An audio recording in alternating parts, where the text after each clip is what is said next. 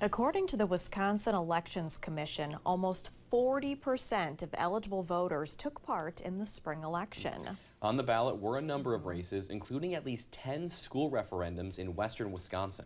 WEAU's Maria Blau takes a look at local voter turnout and why so many schools are turning to referendums. Danielle and Alex, for a Supreme Court contest without a presidential preference primary, last night saw the highest voter turnout in more than 20 years.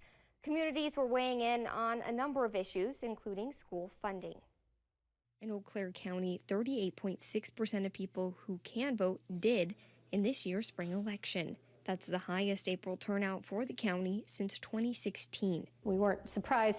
We planned ahead for it, so we were anticipating a high turnout, and February kind of surprised us as far as the turnout for February, so we wanted to make sure that we were prepared for April. County Clerk Sue McDonald says how many people hit the polls usually depends on what's on the ballot. For voters living within the school district of Altoona, that included a referendum asking to raise $26 million for a new building and district maintenance. That measure failed. While that district looked to raise money for capital projects, other districts were looking to exceed state-imposed revenue limits to help with operating costs. Dan Rossmiller with the nonprofit Wisconsin Association of School Boards says those limits were meant to keep down property taxes. They have the unfortunate side effect of, if they're not adjusted periodically, holding down a school district spending to below the level of inflation, which causes problems. And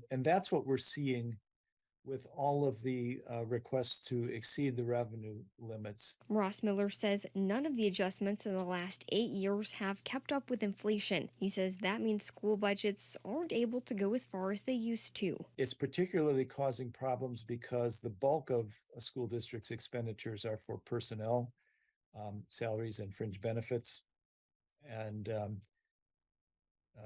we're seeing difficulty, we're seeing shortages of staff. Rossmiller says the upcoming biennial budget could bring school districts some relief, depending on what lawmakers in Madison decide to do. If the legislature doesn't make a change to school funding, he says it's likely we'll continue to see more referendums in the future. As lawmakers work to create the biennial budget, the Joint Committee on Finance will be hosting a public listening session in Eau Claire. That's happening Tuesday morning at the Davies Student Center on UW Eau Claire's campus.